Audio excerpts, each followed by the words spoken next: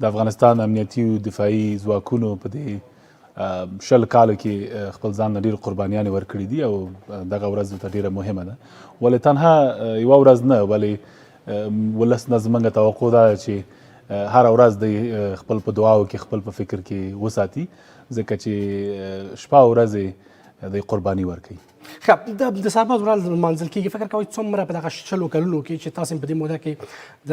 سرباز عسکر په توګه پاتې شوی اوس جنرالي ته رسېدلي یاستئ، څومره د عسکرو حق او حقوق ورکړل شوي دي، څومره دوی ته په رښتینې هم رسیدګي شوې ده؟ بالکل لوی توپیر دی د پخوا نه تر اوسه پورې. اول خو دا چې خپله د رئیس جمهور د ژبې نه م تاسو اورېدل دي چې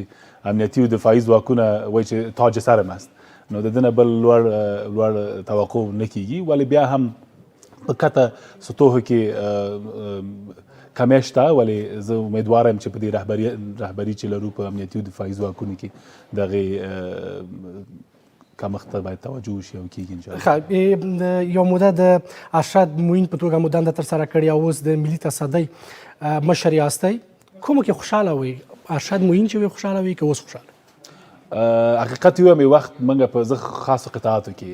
وظیفه مې ډېره اجرا کړې ده. د 2003 کال نه 2008 کال نه چې موږ دغه تهداب ورته کېښوستو تر امنیتي معینیته پورې د ځانګړي ځواکونو کې وم. که حقیقت درته ووایم خپل همغه پخوانۍ د ځانګړو ځواکونو وظیفې کې که راته چانس راکړي خوشحاله وم، خو بیا هم ولې افغانستان ته خدمت افتخار دی، په هر سطح کې په هر پوسټ کې چې خپله افتخار دی موږ ته. ښه جنرال صاحب، تاسې جګړې کړي دي، اوس جنرالۍ رتبې ته رسېدلي یاستئ.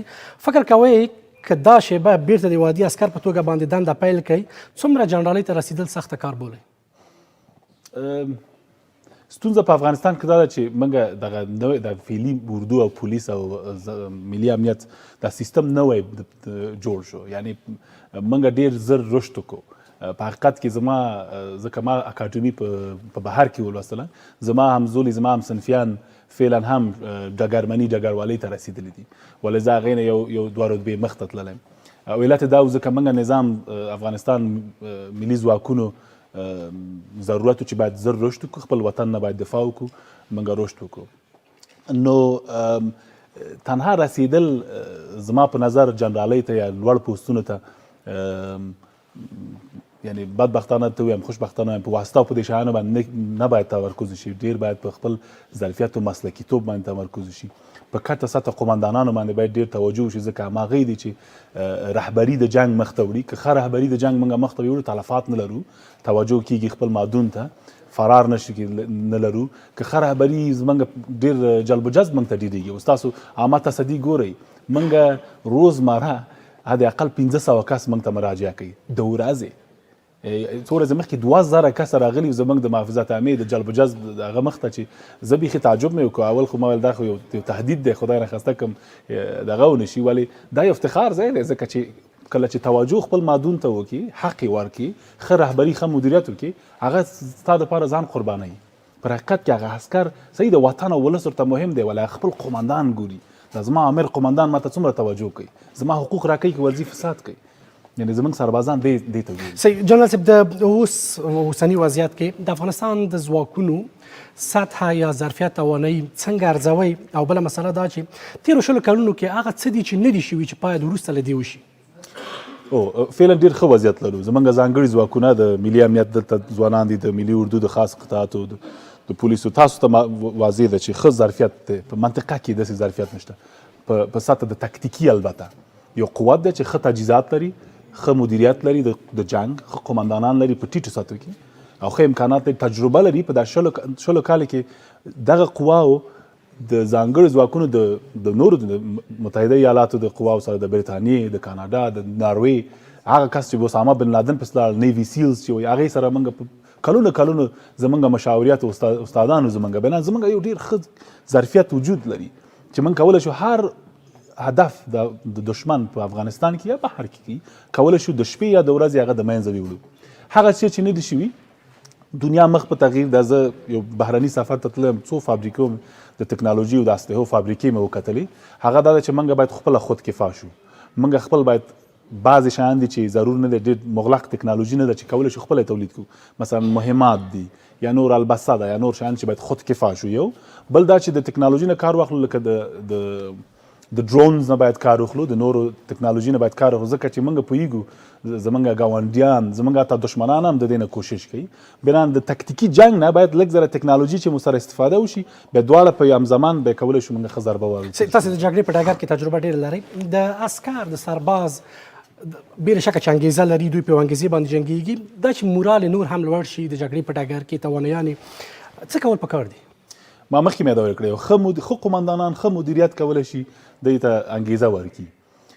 درسته ده چې موږ په لوجستیکي او حمایوي بخش کې یا هوایي قوت کې موږ باید شاید ستونزې ولرو موږ غریب ملک کې موږ ډېره تیاري نه لرو چې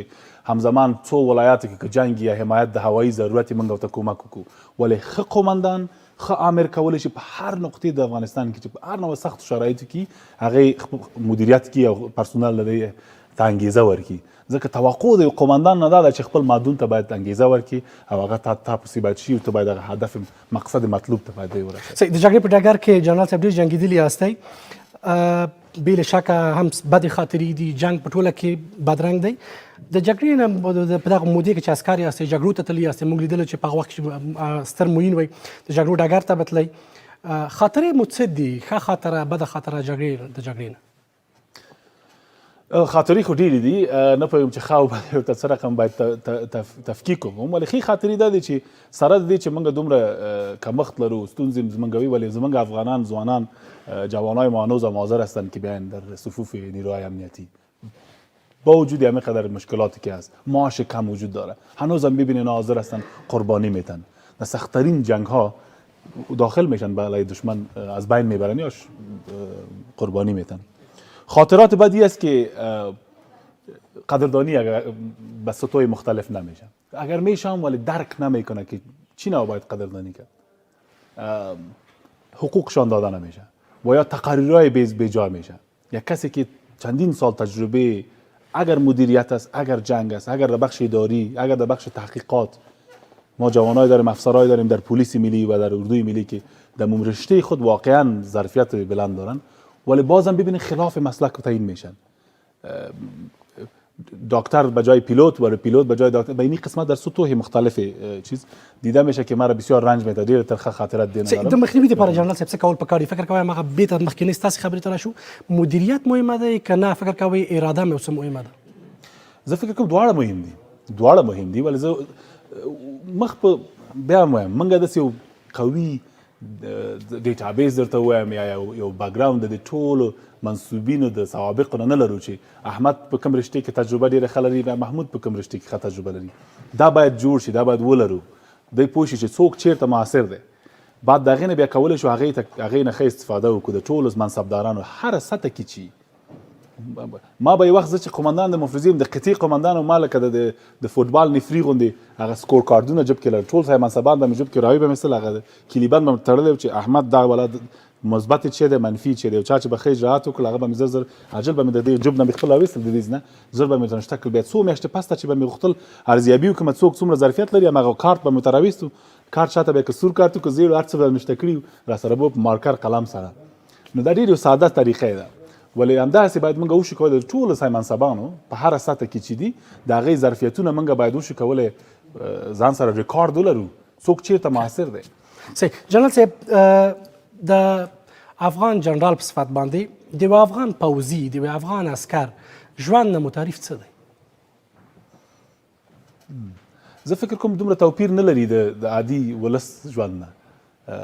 ولې د فامیل ژوند که وګورو ولې تنها خپل ژوند دی یو کتله کې دی یو ګروپ کې دی چې ځوانان دي ملګري دي په میاشتو میاشتو بل فامیل خپل نشي لیدلی ولې بغیر د خپل ټیم نه بل څوک نه لري او یو بل باندې اعتماد ډیر کوي نسبت به دې چې نور باندې اعتماد وکړي او دغه ژوند دی چې دی خپل او دی مستحق د یو ښه مدیریت دی یو ښه توجه ده او وروستۍ پوښتنه که جنرال صاحب داسې مطرح کړم عسکر تاسې خوب هم کوئ اوس د شپږ نیمو جلسې پیل شوي دي سهار جلسې لرئ یا د ورځې به هم په کارو کې مصروفه یاستئ د شپې پورې به د شپې نیمو شپو تر دوه بجو پورې تاسې ویښ یاستئ څه وخت خوب کوئ؟ نه اوس ښه یم اوس خوب کوو شاید تغییر ما کې لیدلی وي خوب کوو بلې او شپږ نیم جلسې ته هم رسېږي الحمدلله سهار پاڅېږي خپل لمونځ کوو او بعد د هغې نه تر یعنې خوب کوم کافي خوب کوم ځکه چې پخوا خو زموږ سایکل فرق لرو موږ به تقریبا 15 شپږو د سهار ویده کېدلو بیا به ماسپښین راپاڅېدلو بیا به مازدیګر تر ماښام 8 9 پورې به موږ پلان ګزاري کوله بیا 9 10 به بیا به تیارې یا په موټرو کې به عملیاتو ته تلو بېرته به سهار 4 5 راتلو ټول تجهیزات به م پاک کړل المارۍ کې به م کېښوستل حمام به م وکړو بیا به ویده شلو د مار چې به راپاڅېدو مانځه نه پسته به ویده شلو بیا به ماسپښین راپاڅېد بیا هره شپه همدا حال و د شپې وځه بیا سهار راځه دا زمونږ سایکل و یعنې ریورس سایکل و زمونږ اوس فعلا نورمال وظیفه لرو نورمال اوس راحت دی جنرال صاحب یو څه چې بل ګورو ډېر کسان ډېر ځوانانو دې ته علاقمند شوي دي چې راشي د عامه ساتنې ملي تصدۍ ته هلته وظیفه واخلي لامل یې څه به ونه فکر کوئ ستاسو په راتګ سره څه شي تغییر کړی دی امکانات برابر شوي سهولتونه برابر شوي څه لامل دی چې اوس دغه علاقمندي ډېره شوې ده که فکر کوئ نه ځوانان بیکاره دي او اقتصادي ستونزې لري دواړه معاش شاید کم اوسي د ملي اردو د پولیس نه زموږ سرباز 12,000 څومره معاش اخلي بدل د عاشې اخلي موږ عاشه ګرمه نه ورکوو بدل عاشه ورکوو 4,500 افغانۍ زه هم اخلم او آخرین سرباز مې چې بند کمال خان کې دی هغه هم اخلي بیا هغې خپل منځ کې مدیریت کوي څه رقم باید خپله ډوډۍ غم وخوري ولې مهم د ټول نه دا چې هغې حقوق په وخت ورکول کېږي دا پروسه چې دی څه رقم جلب جذب کېږي تعلیمات ورته ورکول کېږي تجهیزات یې وخت رسیږي امکانات ورته برابرېږي دا فقط موږ شفافه کړې ده او واقعا هغه هم پکې راوستی دی سهولت هم پکې راوستی دی او بل دا چې د بیکارۍ سطحه ډېره ده زموږ جلب جذب پروژه او تعلیماتو پروسه موږ سره وصل کړي دي پخوانۍ تجربې ماته معلوم وي کله چې جلب و جذب سطحه جګه وه ولې نیازمندي به کته وه بیا هم هغه ترازو پهله نه جوړېدله یعنې څومره چې نیازمندي څومره چې جذب کېږي هغه تقاضا او عرضه باید سړی بیلانس ورته ولري الحمدلله زموږ تقاضا هم ډېره ده او همداسې عرضه هم ډېره ده نو زه فکر کوم خلک ګوري ځوانان زموږ ګوري خپله قضاوت کوي چېرته زموږ حقوق راکول کېږي چېرته زه اوسم چې نو الحمدلله هغه ښه دی د ملي تصدۍ د مشر په توګه څو دغه پوسټ ته راغلي یاستئ دنده مو پیل کړې ده درې مهمې لاسته راوړنې چې افتخار پرې کوئ څه دي اول دا چې موږ د ملي شتمنۍ لوی پروژو نه دفاع کوو او تامین امنیت کمال خان بند تاسو ولیدو موږ دغه څو دغه 10 میاشتې کې چې زه راغلی یم اولویت زموږ همدا دی او د دې نه بل افتخار ځای نه و چې موږ وکتل دغه کاسه ډکه شوه اوس دویمه کاسه ډکېږي بعد د دې د خیره کانالونه اوس موږ 200 کاله نه پسته زموږ اوبه مهار شوې اوبه ودرېدلې چې افغانستان ته چنګیز چې کله دا د منځه وړی و دا بند 200 کاله پسته زموږ بند جوړ شو پس د دې نه کاسه ډکېږي د خیره موږ کانالونه وال کېږي هغه دښتې چې په سوونو کلونو باندې سوځېدلې اوس هغه خلک لګیا دي ځمکې دي خرڅېږي سرمایه جګېږي د خلکو ځکه کانالونه ایستل کېږي او بعد دې نه خلکو ته درکېږي دا یو لوی افتخار دی همداسې نور بندونه چې موږ ساتو د خواف خط هن خط چې موږ د ایران نه راځي وسلې هرات ښار ته دغه تاسو ولید اسلام قلعه کې چې تیل وسوځېدل دلیل دا و چې دغه موټرې راځي بې نظمه بې کنټروله فساد په ګمرکاتو کې موجود دی ولې کله چې موږ ریل پټلۍ جوړه شوه اوس انشاءالله تر نیمه پورې رارسېدل ده چې نیمه نور هم هغه آذربایجاني شرکت جوړوي دا غټې لاسته راوړنې چې افغانستان په پښو ودرېږي تکتیکي جنگ خو به هر وخت دا جنگ ډېر اوږد جنگ دی ولې ملي شتمنۍ زموږ هغه تهدابي اساسي پروژې چې عملي کېږي چې رئیس جمهور اولویت یې همدا دی دا بیا موږ کولی شي موږ په پښو ودرېږو